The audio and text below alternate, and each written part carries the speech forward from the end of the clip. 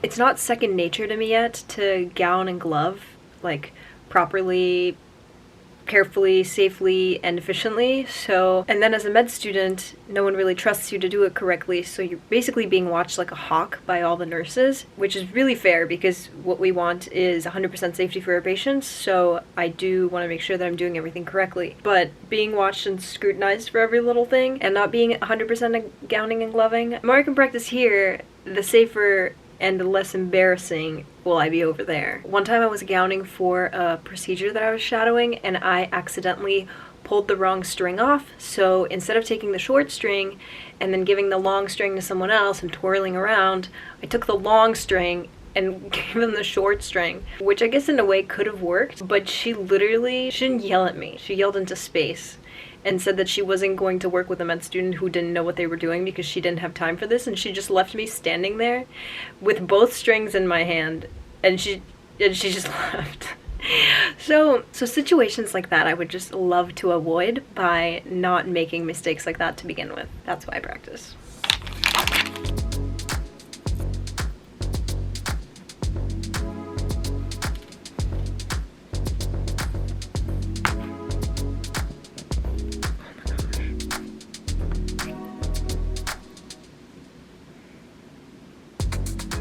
I'm giving up on trying to suture with this Proline. My muscle memory remembered how to throw in the suture, how to start it, and how to keep it going, and that's all I wanted. I'm getting so frustrated by the suture material and the way it keeps tangling in on itself. I'm not gonna continue. I'm gonna head to bed. I'll see you guys early in the morning tomorrow when I'm on my way to the surgeries.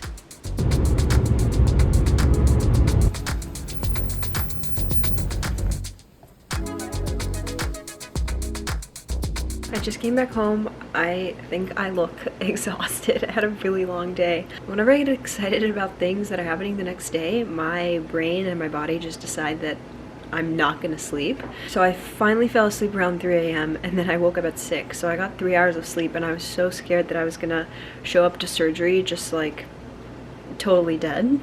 But but all the excitement and adrenaline of being in the OR kept me awake and focused and engaged, and it was so fun. Being able to go to the hospital and watch these surgeries and participate and help is just the best feeling ever, and I live for these days, and these are the days that remind me of why I went into medicine and why I want to be in medical school and what my goal is. So it's so fun. I love all my teachers. I have the best mentors, and all the scrub techs and nurses and PAs that taught me things today were so nice, and I just so greatly appreciate it. Some of the things that they let me do as a second-year medical student in the OR, specifically in these cardiac surgeries, is a lot of times I will tie knots, I will cut knots or cut strings, I will suction. You definitely get to suction a lot. I use the CO2 in order to help vasodilate.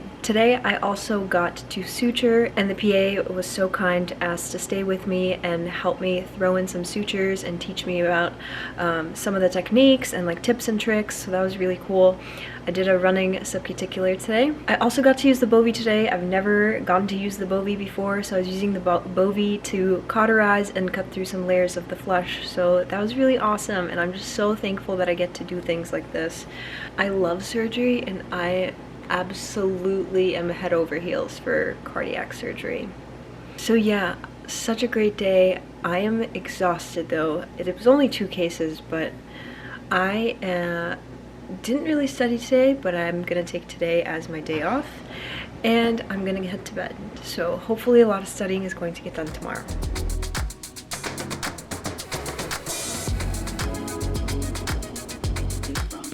So had he not come in second and really, really close, his can't place and gain more voters because Chris Christie. And more now on the story that's been dominating headlines during. I'm heading out to school. We have OMM today, and then the rest of the day I don't have anything, so I'm just going to hit the gym and then hopefully stay at school as long as I can and get as much work done as I can. I fell behind after yesterday, and in general I just have to make this week very productive because I still have a lot of renal to cover and our exam's on Monday, so I'm determined to make today very productive.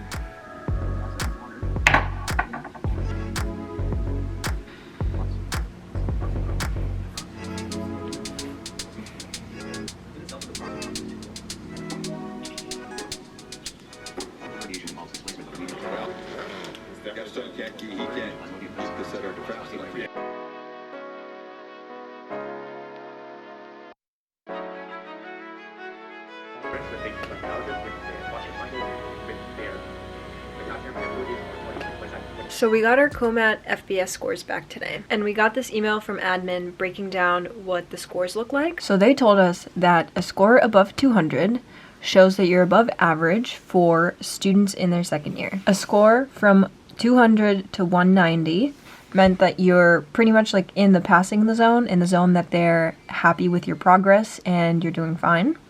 And then if you scored below 190 is when they meet with you just to kind of guide you along the way and see where you could do better. So they wanted above a 190. 190 to 200 was you're in a good place, and over 200 is you're doing really great and above average. And these were all the disciplines that were tested on this exam. So I was really happy with my score, and I want to share it with you guys because a lot of you guys have been with me since like pre-med and through medical school, and you guys have seen me struggle so much through so many subjects, and you've been with me through all the studying and all the sleepless nights and just like all the work that I've put in. So as much as I share the struggles with you guys, I also want to share the celebrations, and also hopefully with that just show the things that worked really well for me that got me here. And yeah, okay, here's my score. So this is my breakdown, and then I got a 206. So as you can see, anything in this gray zone was the average performance. Above that is high performance, and below that is low performance. So Looking at the body systems, this makes me so sad because it's cardiovascular and it was one of my lowest ones, but I blame it all on hematology. You guys know that I just struggle with it a lot, so the fact that it was grouped together, I blame this all on heme, not on cardio. There's a couple things that we haven't covered yet pathology-wise, so I expected those to be lower. Things like endocrine, GI, GU we're currently in, repro, and MSK are all the ones that we still haven't covered the pathology in. For whatever reason, endocrine, even though it wasn't covered, I actually was one of my best. Same with GI, for whatever reason. Repro needs a lot of work, was my worst, but haven't covered that yet.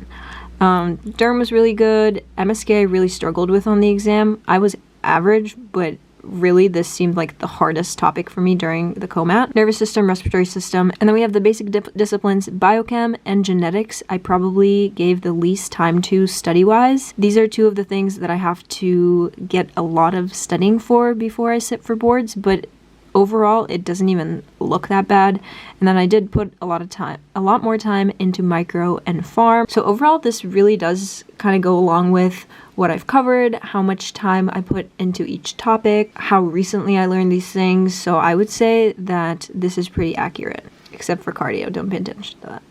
So overall, I'm really, really happy. It's just so nice to see that my hard work and all the time and effort that I've put into this has been paying off, and I can actually put it to a number and I can put it to a graph. Also, to interpret the score, we go to this graph. So this is the FBS like comat graph, and basically we find our score.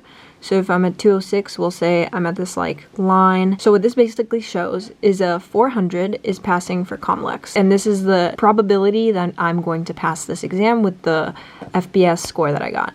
So if I got about a 206, I will trace this line up to the 400 mark, which means I'm at around, we'll say I'm at around 97% probability that if I follow along the same trajectory of studying and whatever I'm doing, that there's a 97% chance that when I sit for the actual COMLEX, I'm going to pass it. Which, isn't that like the best thing that you could possibly hear right now? That everything you've been doing up to this point and the way that you've been studying is working, and that if you just continue doing the same exact things, there's a 97% chance that you're gonna pass this exam on the first try. That is such a relief to hear. If I could name just the one resource, the thing that I use that I can attribute this high of a score to right now, Anki can literally take the trophy for giving me this score. I honestly don't know how people do it without Anki, because there are some people that don't use it at all or like barely use it. I have to use it every day because there are concepts that I won't see in like a week and I will completely forget. So if not for Anki, I don't know how people keep everything in their head. And I've said this before, because my school's program is integrated and everything's kind of mixed together, it was really, really hard to use Anki first year. And once I kind of got the flow of things, I finally started using it during my GI unit, somewhere around this time last year. In the beginning, I wasn't really consistent with it. I did a couple cards. I would wait like a whole week until I did those cards again. And so little by little, I kind of like found the flow. And then over the summer, I covered all of micro and like some of pharm, and all those cards I actually started keeping up with. That's when I said, okay, I'm gonna do those cards every single day. I'm gonna keep up with my reviews, and I'm gonna keep this habit going all the way up until boards. So I've been consistent with Anki for what, it was like 300 something days, so basically like a year. Every now and then I like missed a day in the beginning, but now I've been consistent for the 300 days. And that is definitely the thing that has helped me the most. That paired with the boards resources that I use, being able to watch a video, unsuspend those cards, do those cards right after, is just like, it's just really implanting in my memory, and I don't know, it's really just working for me. So if I could recommend one thing, but definitely Anki. Like if you could do Anki from day one of medical school and keep up with it until boards, your life right now is going to be so much easier, because I can breathe a sigh of relief knowing that I'm on the right trajectory and what I'm doing is good, and I can just keep at it the way I've been at it this entire time. I already have my routine, I have my habits, and I know that it's working. So that would be my one piece of advice. But I'm so happy. Now I'm gonna get back to my renal studying. I actually have a ton of Anki cards that I have to do today, so leading me right into that.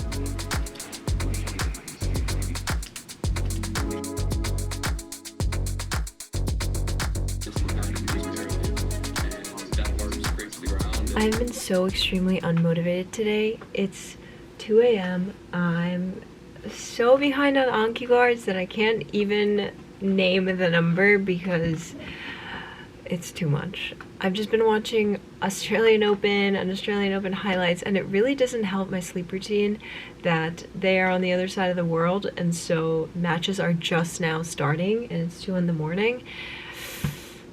We're nearing the end of renal and the exam's on Monday, and so I'm starting to feel like the burnout a little bit, and I'm just starting to get tired of seeing all this renal content. But this is exactly when you have to just push through, no matter how hard it is. I just have to tell myself that this is the last stretch, 3 more days to get as much content down as possible, and then onto a new system. I'm gonna finish the rest of the reviews in bed. I'm just gonna do as many as I can until I fall asleep. Today's been kind of a wash. I didn't get a lot of studying done. I'm gonna consider today my break, and I'm gonna tell myself that because I got to rest today, I'm gonna go hard Friday, Saturday, and Sunday until my exam. Huge or chronic lymphocytosis. As this guy hands out, check out our Literally Anti-Platelet stent where we highlight aspirin's ability to reduce platelet activation and aggregation at higher dose of childhood. And that's why we've put a pediatric baseball fan on the back of this. Right around 5.5 to less than 5.5.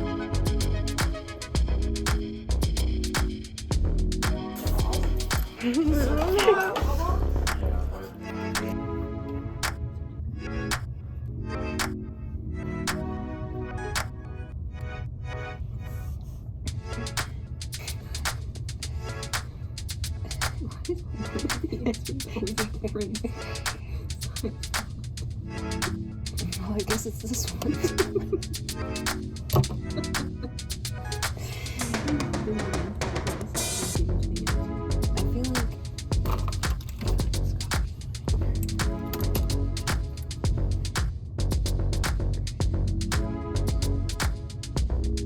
It's 11:40 Friday. I just came back home from school. I had a really long day today. I had a patient encounter, and then I had 3 hours of like a lecture, and then I stayed at school the rest of the time studying, and now that I'm home I'm going to continue. I did our school provided renal practice questions today. There were like 35 or something, and I did not do well, and it's showing me my gaps. It's also kind of frustrating because I've been doing well on the renal boards questions, like practice questions that I've been doing from UWorld and from TrueLearn, and then I do the in-house questions and I do really bad. So I have sketchy path videos to finish, I have Anki cards to do, I have my 10 practice questions that I have to do today in general, and then I have some sketchy farm videos to watch, and there's also a study guide that I was going to read over. So I have a ton of things that I still can do and have to do, so it'll be a long night. You believe it will be right down the middle. Easy peasy. Alright, let's jump into our first volume in sodium disturbance. Oh my. Let's look at some fluid shifts that lead to increased osmolality. We're going to raise that y-axis. And for that, we're heading up to the top floor. The luxury condo.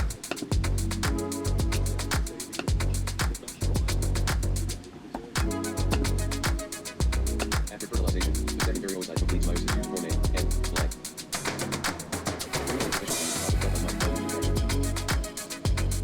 Flag defined as repeat 5x/8r.